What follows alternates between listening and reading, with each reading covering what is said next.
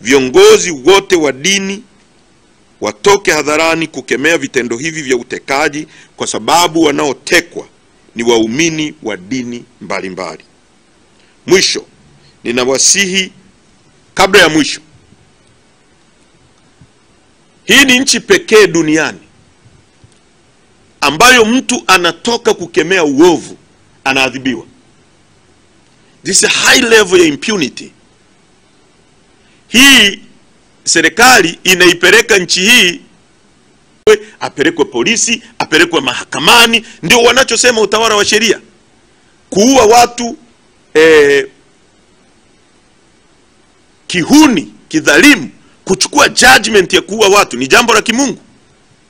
Watu wanajipa majukumu ya kuua watu. Tunazungumza kuhusu Beni Sanane, ni zaidi ya miaka 4-5. Tunazungumza kuhusu Azori Gwanda, mwandishi wa habari mwenzenu. Tunazungumza kuhusu wakina Mrai, wakina Deus Dedi Soka, kijana wa miaka 25 ambaye mbele yake kulikuwa na dreams kubwa. Tunazungumza kuhusu Kaswahili. Tunazungumza kuhusu Mdude Nyagali. Tunazungumza kuhusu Shadrack Chaura. Tunazungumza kuhusu hata mjumbe wa mkutano mkuu wa CCM Bwana Daniel Choncholi amechukuliwa, watu wanatekwa. Leo askofu anatoka anakemea utekaji, anafungiwa kanisa, anaambiwa anafanya siasa. Utekaji sio siasa. Utekaji ni uhalifu, ni dhambi.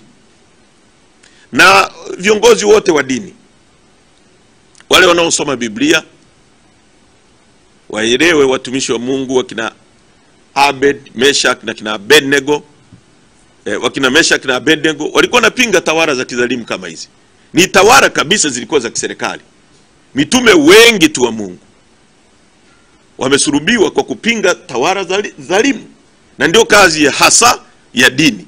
Alichokifanya Askofu Gwajima ndio kazi hasa ya kujenga waumini kwenda mbinguni, kwa kuwafundisha kutenda haki na kutenda wema, kutokuteka watu, kutokuua watu, kutokudhulumu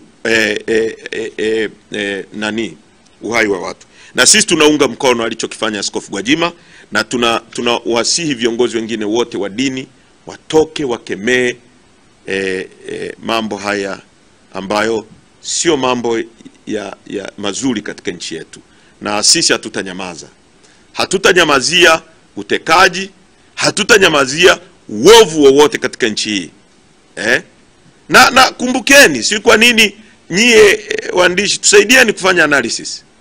Huyu Askofu Gwajima miezi kama 5-6 iliyopita alikuwa anazunguka nchi nzima, anafanya mikutano ina watu 5,000, 6,000, 10. Anaimba mama oye, watu wanapunga mkono, wanaounga mkono mama. Hapo alikuwa afanyi siasa. Hapo dini ilikuwa haiingilii siasa, kama alivyosema baba askofu Bagonza, kwamba wakisema mama anaupiga mwingi, hapo hakuna siasa. Wakisema anaupiga mchache, hapo dini imeingia kwenye siasa. Askofu Gwajima alivyokuwa anasema mama hoye nchi nzima, hiyo ilikuwa vizuri kabisa. Leo Askofu Gwajima anasema mnateka watu, mnapoteza watu, Nongwa. Hatuwezi kubali. Hii nchi sio ya kikundi cha watu wanaoleta uhuni. Ndio maana tutawapinga. Na la mwisho ninawasihi wanachadema na Watanzania kwa ujumla kuwa Chadema ni chama pekee kinachoweza kuaminika katika kuwasemea mambo ya Watanzania. Tunachokipigania kina faida sana katika taifa hili. Ukweli unabaki kuwa ukweli.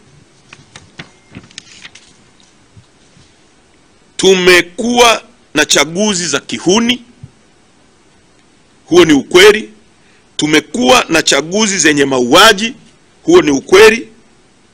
Tumeshuhudia uoga, uragai mwingi katika michakato ya uchaguzi, huo ni ukweli. Tumeshuhudia wagombea wa vyama mbalimbali vya upinzani wakienguliwa kwa hila za Chama cha Mapinduzi, huo ni ukweli. Tumeshuhudia uchaguzi ukikosa maana na kutokuaminika, huo ni ukweli.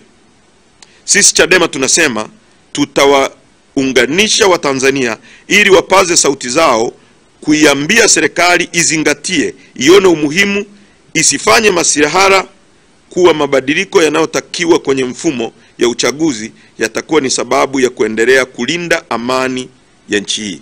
Yaani mabadiliko tunayotaka ni kwa ajili ya kulinda amani ya nchi hii. Na la mwisho kabisa ni hili ambalo wanaharakati kutoka nchini Kenya wamelizungumza. Na hili ni bora mkalitilia maanani, na nalisema hivi kuweka mkazo kilichotokea juzi mahakamani. Tulipokuwa kwenye kesi na kuomba Fred Atali njoo. Fred njoo. Tulipokuwa kwenye kesi siku ambayo Mheshimiwa Lissu ameletwa mahakamani, mlishuhudia baadhi ya mapolisi wanapiga watu wetu. Tena mtu anakimbia anaelekea huku, polisi anashika rungu mikono miwili, anampiga, anarudia. Amepigwa kiongozi wetu, katibu mwenezi wetu wa vijana wa taifa, ndugu Ferius, kama yuko hapa. Ferius yuko hapa. Njoo bana. Ameumizwa, unaona ule mkono bado anatembea kama amenani. Amepigwa na mwenyekiti wetu wa wilaya ya Temeke. Si ndio bwana nani yule? Amekuja naye.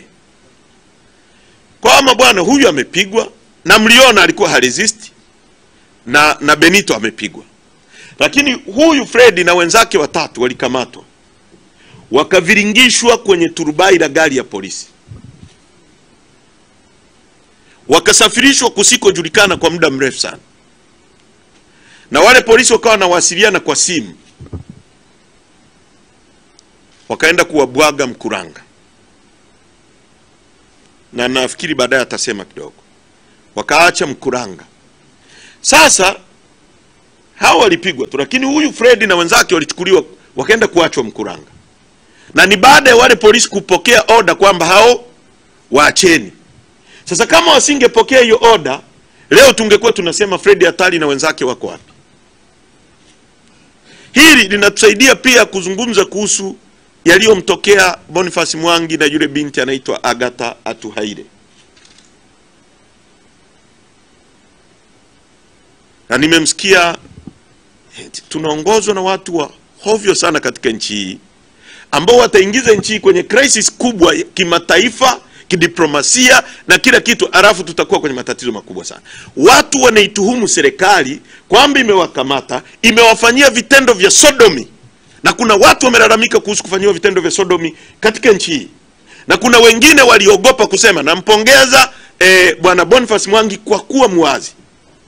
Lakini msemaji mkuu wa serikali anasema waliwakamata tu, walivunja sheria, hawakufuata utaratibu kuingia kwenye nchi hii, kwa hiyo waliwakamata kwa kuvunja sheria. Unapovunja sheria haui deported. Na unasikia hata waandishi mnahoji watu, mimi napata shida sana na nchi hii. Kuna matatizo makubwa tunabidi kuyarectify.